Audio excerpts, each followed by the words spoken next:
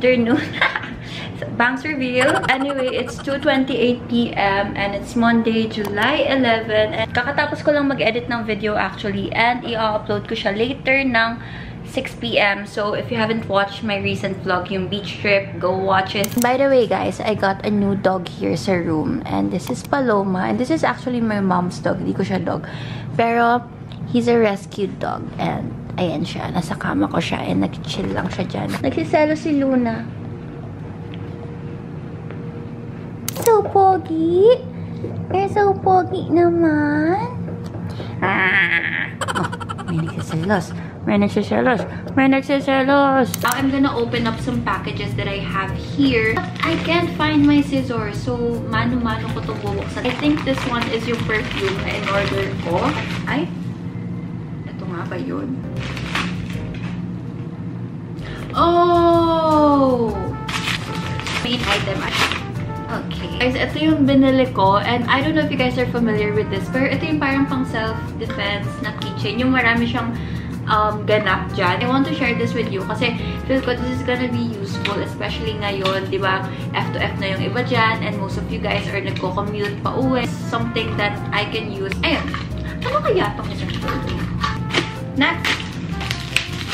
Super excited ako kasi they actually sent me a package before. Bumili ako ng perfume sa kanila kasi sobrang nagustuhan ko yung Ariana Grande Cloud-inspired perfume nila. Ito, it's a mix of powder and marshmallow. Sobrang bango niya.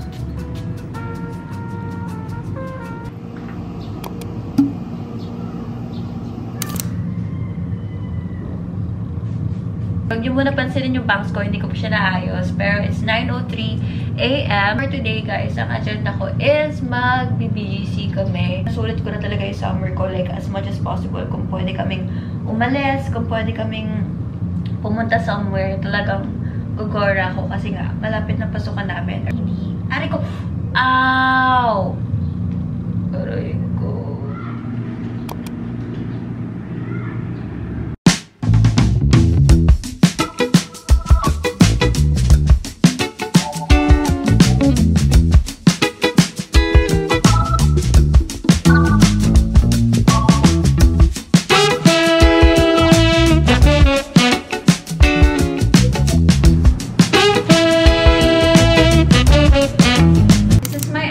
I'm just wearing this white top. Ito from Shein siya. Yung parang corset type. Ganyan. Ganyan yung likod niya. And my bag, this one is from X-Label Store MNL from Instagram. Then for my shoes, ayan, yun na yung suot ko. Yung Jordan ko. This was from Sneaky Sneaks 2022.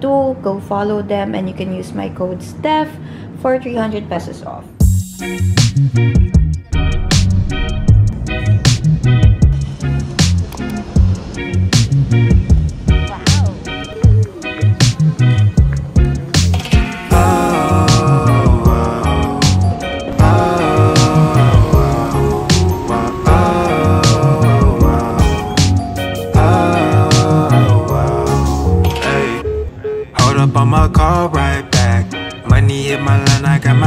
Downstairs, been there for a minute, you know I can't cap.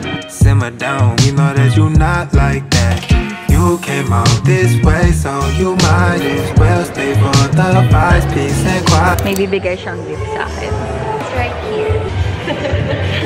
It's here. Mag-ano lang siya.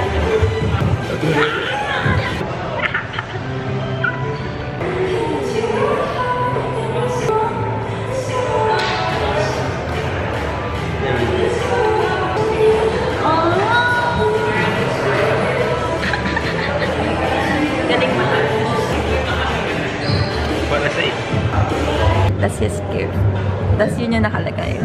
I never want to stop making memories with niya.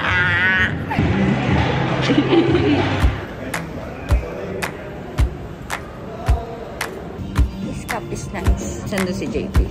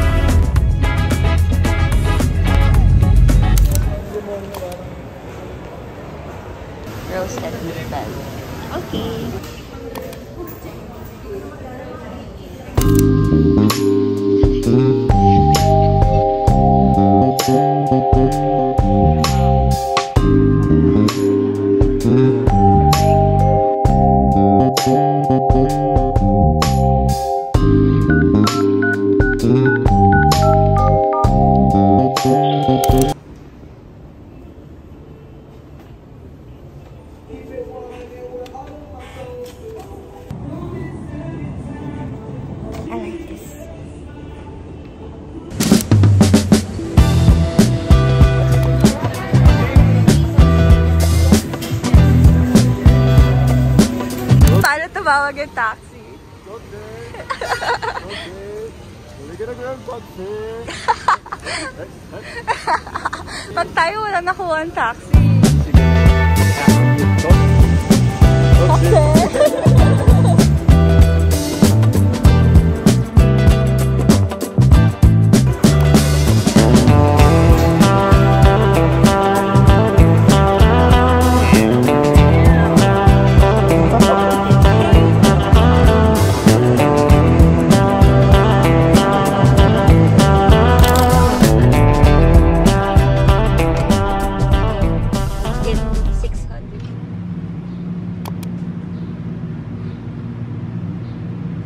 The next day, it's Wednesday, July 13. And baka nagtataka kayo, sabihin nyo, ate, bakit nakaganyan yung tsura mo? Ba't ganyan yung tsura mo? Nasa bahay ka lang naman. Finished shooting some content for TikTok and then nag-picture lang ako for Instagram. Ngayon, gusto ko kasi i-share sa inyo guys yung mga napamili kong kahapon. Even though, hindi naman sila marami, pero may papakita rin kasi ako sa inyo yung skincare haul ko na binili ko last 7/7. So guys, unahin ko muna yung mga pinamili ko yesterday. Actually, 3 items lang to kasi ang agenda namin talaga kahapon, sinabi ko kay JP noon before kami pumunta. Sabi ko, gusto ko lang talaga mag-try ng food like cafe, ganyan, yung because coffee. Pero, ayun, nag-ikot-ikot kami. Tapos,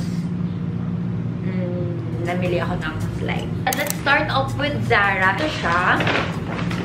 I got this 2-top corset things and feel ko perfect to for summer even though tag-ulan na dito sa Pilipinas. Guys, the last item that I got from Zara, I only got 2 items and this one is a bag. Then nung nakita ko siya, last piece na lang siya, nandun siya sa may parang shelf nila. Tapos nakita ko siya and parang nag-sparkle agad yung mata ko guys. Nalikad ko muna, nag-isip-isip muna ako, nag-ikot-ikot muna ako. Tapos parang every time, bumabalik talaga ako dun sa shelf niya. So sabi ko, sige na, kukunin ko na to. Pero I got this bag. Baka isipin nyo, ate, anong ilalagay mo dyan? Sobrang liit niya. Kapag lumalabas ako, ang dala ko lang naman is phone ko, cash, face mask. Wala pa kasi ako mga small bags rin. Ayun rin, wala rin akong small bags masyado. So, ewan ko bakit ko pa dinedefend yung sarili ko. Guys, this is your sign. If you may gusto kayong bilhin and feel nyo deserve nyo naman siya, go. Go, bilhin nyo. It's the last item I got yesterday. And this one, actually, si JP yung nagyaya dun sa store. Sabi niya, titingin-tingin daw siya. Tapos, edi syempre, umikot-ikot rin ako. Tapos, ang ending, ako yung nakabili. Siya lang yung umikot. As in, tumingin lang talaga siya. Tapos, ako yung nakabili. So, ayan. So, ayan guys, I got a cap from this store. And this one is from New Era or New Era. And nagustuhan ko rin kasi yung kulay na to guys. Kasi, ayan, kulay black lang siya. And bagay siya sa any outfits ko. And, ayan, di ba? Perfect lang siya for everyday. Kasi, mahilig ako mag-cap kapag umaalis ako. So, ayan, it's perfect. Now guys, di ba na-mention ko earlier na may mga pinamili akong skincare nung 7/7. So, medyo marami-rami to. Kasi, after nag-beach trip kami, sobrang nag-breakout ako. So, nag-decide ako nung 7/7 na mamili ng mga bagong skincare products para din may mga matry ako, ganyan. Pero, syempre, nag-restock muna ako ng mga usual skincare ko. So, I have here my 3 Holy Grail products. I have my Heimish Watermelon Moisture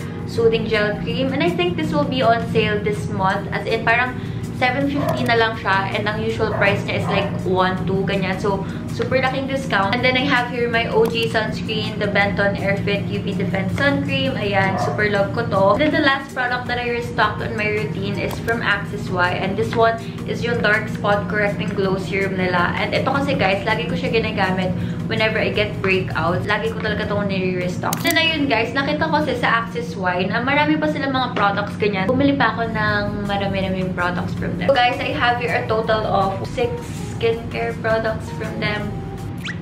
And ayun guys, marami talaga akong binili kasi paano ko ba i-defend yung sarili ko? First 2 products I have here. This one is the Sunday Morning Refreshing Cleansing Foam. So I got the new cleansing foam or cleanser kasi this one, I've heard a lot of good reviews about this one. And sabi nila parang it's a very mild cleanser kasi low pH siya, ganyan. And hindi niya masistrip yung face mo. Pero at the same time, malilinis niya ng todo yung mukha mo. In your pores, yung mga dirt dyan. Especially ngayon, lumalabas na ulit tayo. So very prone yung skin natin sa mga usok, sa mga dumi. So dapat maganda yung cleanser mo. I have another cleanser here. And this one naman is the Quinoa one-step balance gel cleanser. Pagka-gel yung consistency niya. Pero this one, more on pagka-foamy naman. Actually, mas prefer ko yung cleansing foam. So, I'll be trying this one out and I'll update you guys on my stories, on my next vlogs. And the next product I have here, guys, is the Daily Ba't nabubulol ako? Purifying. Ayun. Purifying treatment toner. Similar with the cleanser, it will cleanse out the dirt in your pores. Ganyan. Hindi niya dry out yung face mo. And then I also got this Artichoke Intensive Skin Barrier Ampule. Sabi dito sa claims niya that it like strengthens the skin barrier and it also brightens your skin. I'm excited to try these out. So,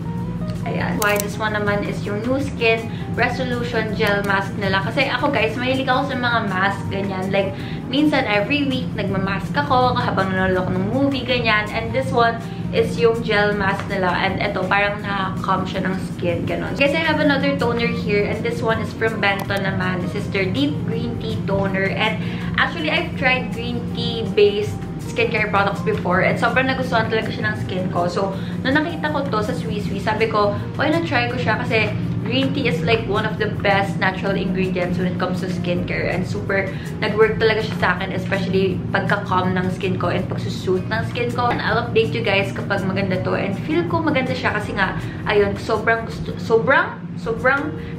ng skin ko ng green tea. And guys, for the last two items in this haul, I just got some new sunscreens. Alam niyo naman kung gaano ko ka-love yung Benton ko, pero I just want to try something new. Pero I feel like uuwi pa rin ako dito sa Benton ko. First, I have here the Jumiso Waterful Hyaluronic Acid Sunscreen. And ito, napabili ako sa kanya kasi may hyaluronic acid siya. And perfect ang hyaluronic acid kapag dry yung skin mo, kapag sensitive, kapag acne prone ka. I think this will be on sale kasi parang sa Swiswi, it's gonna be their UV safe months. This one is gonna be $450 na lang and ang original price niya is $800. And the next sunscreen, ito from Axis Y siya. This one is the complete no stress physical sunscreen. From the name itself, it can protect your skin from the UV rays, pero it also has a lot of skin benefits. It's on sale rin and ang price niya is gonna be $699 and ang original price niya is $1,100. Mga discounts ng Swiswi, like almost half the price and sobrang nagulat ako sa kanya kaya rin napamili talaga ako ng marami. And ayun guys, speaking of Swiswi, all of the skincare products I mentioned are from them. Doon ko sila binili kasi